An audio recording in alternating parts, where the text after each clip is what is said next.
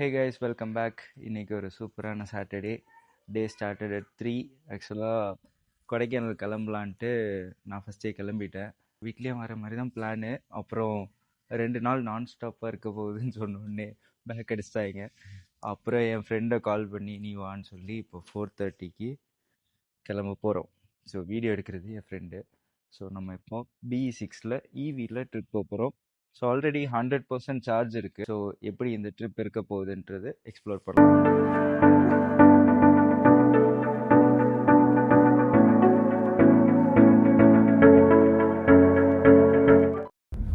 So guys, இப்போ என் ஃப்ரெண்டோட வீட்டுக்கு போகிறோம். ஃப்ரெண்டு தான், school junior turned friend. So last வீடியோவிலே நீங்கள் அவனை பார்த்துருப்பீங்க. இப்போ அவனையும் இழுத்துட்டு நம்ம வந்து கொடைக்கானல் போக போகிறோம். இப்போ வந்து நம்ம தக்கலையிலேருந்து கிளம்புறோம். தக்கலையில் தான் என் ஃப்ரெண்டு வீடு இருந்துச்சு. அங்கேருந்து அவனை பிக்கப் பண்ணிட்டு இப்போ கிளம்புறோம். இப்போ கரெக்டாக சார்ஜ் வந்து 95% தான் இருக்குது. 95லேருந்து நம்ம எவ்வளோ தூரம் போக போகிறோன்றதை பார்க்கலாம். யூஸ்வலாக நான் மதுரை வரைக்கும் போயிடுவேன். ஒரு சிங்கிள் சார்ஜில் மதுரை போய் அங்கே பாரத்தில் சார்ஜ் போட்டு அடுத்து திரும்ப கொடைக்கானல் ஏறுவேன். இந்த வாட்டி அப்டேட்லாம் பண்ணியிருக்காங்க. சாஃப்ட்வேர் அப்டேட்லாம் பண்ணதுக்கப்புறம் எவ்வளோ சார்ஜ் நிற்கிதுன்னு தெரில. ஸோ இன்றைக்கி அதேமாரி டெஸ்ட் பண்ணிடலாம். Any day any work start with coffee. Day நல்லாயிருக்கும்.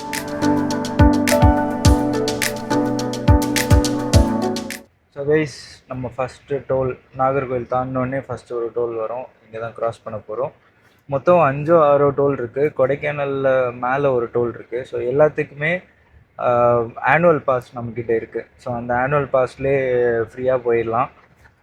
ஆக்சுவலாக 200 ஃப்ரீ பாஸ் இருக்குது. அதில் இப்போ என்கிட்ட 50 சம்திங் தான் இருக்குது.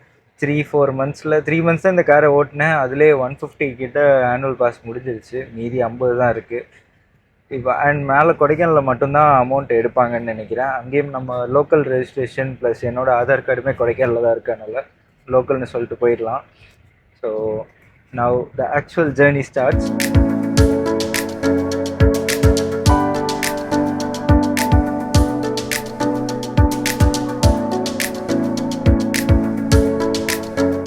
கைஸ், ஹைவேல போகிறப்போ ஈவி அவ்வளோ சுகமாக இருக்கும்.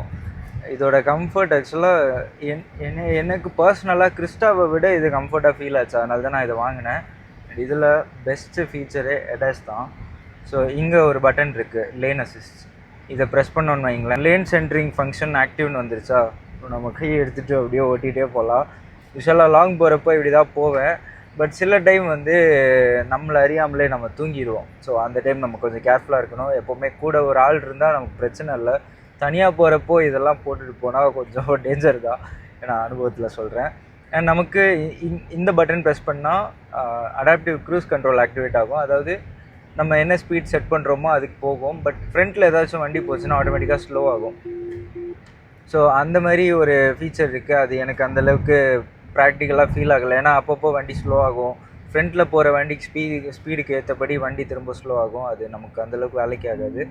அண்ட் லேன் சென்ட்ரிங் ஃபங்க்ஷன் ஆக்டிவில் இருக்கிறப்போ நம்ம கார் வந்து ஒரே லேனில் தான் போயிட்டுருக்கோம். சப்போஸ் நம்ம லேன் சேஞ்ச் பண்ணோன்னா இப்படி திருப்பினோன்னு வைங்களேன், ஸ்டியரிங் உங்களுக்கு ரொம்ப டைட்டாக இருக்கும்.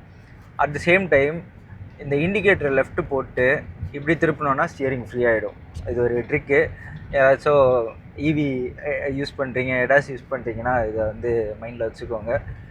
எனக்கு ரொம்ப லேட்டாக தான் இந்த விஷயம்லாம் தெரியும். ஸோ ஜாலியாக நம்ம இப்போ போயிட்டுருக்கோம். And I am waiting for the sunrise பார்த்தா எனக்கு ஒரு சாட்டிஸ்ஃபேக்ஷன் மாதிரி.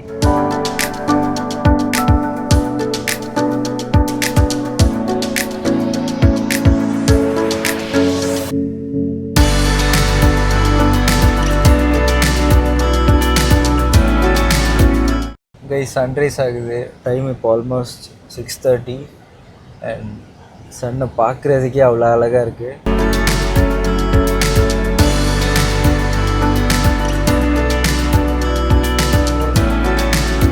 நம்ம இப்போ 2 டோல் தாண்டிட்டோம், 3வது டோல். ஸோ கயத்தாறு டோல்கேட் பக்கத்தில் தான் வந்திருக்கோம்.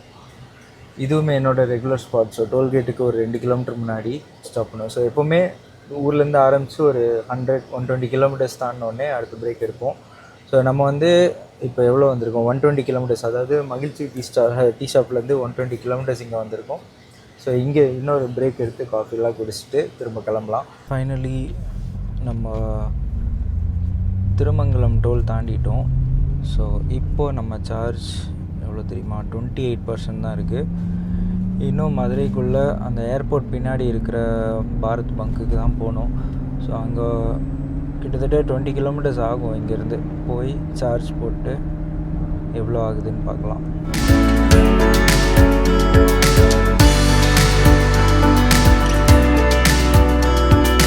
கைஸ் இன்றைக்கி டைமிங் ரொம்ப நல்லா இருக்குது. கரெக்டாக ஏர்போர்ட்டுக்கு அந்த road outer ring road cross பண்ணுறோம், ஃப்ளைட்டு மேலே போகுது. ஸோ இதை ஓப்பன் பண்ணி விட்டப்போ அந்த ஏரோப்ளேன் பார்க்குறதுக்கே சூப்பராக இருந்துச்சு. இப்போ அந்த ரிங் ரோட்லேயே இங்கே லெஃப்டில் இருக்கு பாருங்கள் பாரத் பங்க். இந்த பங்க்கில் தான் நம்ம சார்ஜ் போட போகிறோம். ஸோ நான் ரெகுலராகவே இங்கே தான் போடுவேன்.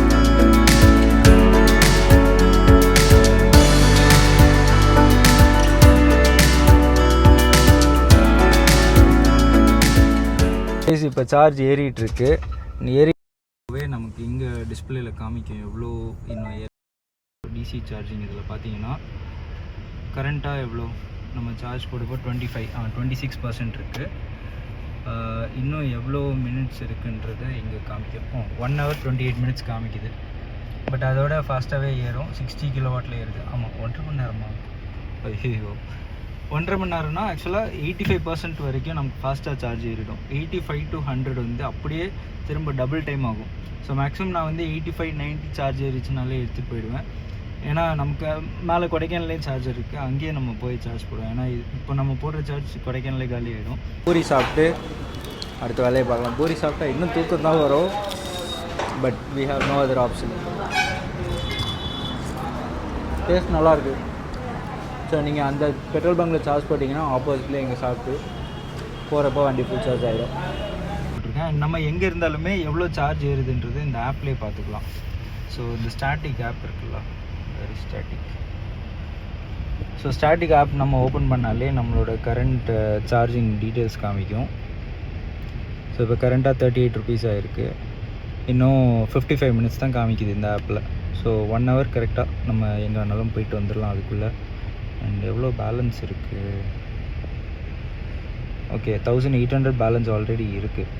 ஸோ இதை வச்சு இப்போ நம்ம கொடைக்கானலே போயிட்டு வந்துடலாம் ஆக்சுவலாக. அண்ட் கைஸ், கொடைக்கானல் அடிவாரம் வந்துட்டோம். எக்ஸாக்டாக இன்னும் 2 hours இருக்குது. ஸோ 52 கிலோமீட்டர்ஸ் இருக்குது. மதுரையில் 95% சார்ஜ் இருந்துச்சுல்ல, இப்போ பாருங்கள் இப்போ வந்து 77 தான் இருக்குது. ஸோ இந்த சார்ஜ் வச்சு ஏறிடுமானா கண்டிப்பாக ஏறிடும். நம்ம அங்கே ரீச் ஆகுறப்போ 30-40% இருக்கும்னு நினைக்கிறேன். ஏன்னா ரெகுலராக போய் எனக்கு பழகிடுச்சு. அங்கே போய் ஸ்டெர்லிங் லேக்கில் திரும்ப சார்ஜ் போட்டு நம்ம அடுத்த வேலையை பார்க்கலாம்.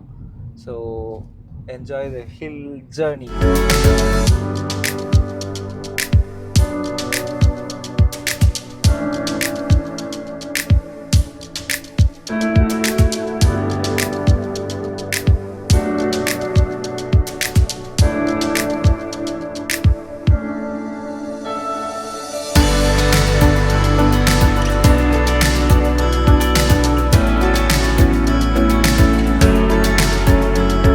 கைஸ், நம்ம இப்போ கொடைக்கானல் பாதி தூரம் வந்துட்டோம். இப்போ கரெக்டாக எங்கே இருக்கோன்னா குருசடி தாண்டி. ஸோ இது என்னோடய ரெகுலர் ஸ்பாட். எப்போவுமே இங்கே தான் ஸ்டாப் பண்ணுவேன்.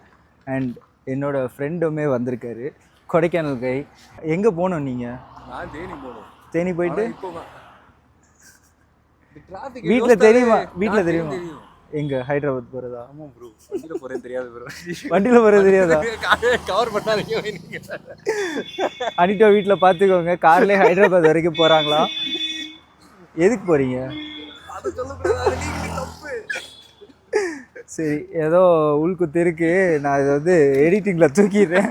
ஸோ கைஸ், இனிமேல் நம்ம வந்து மேலே போய் என்ன கதைகள்னு பார்க்கணும்.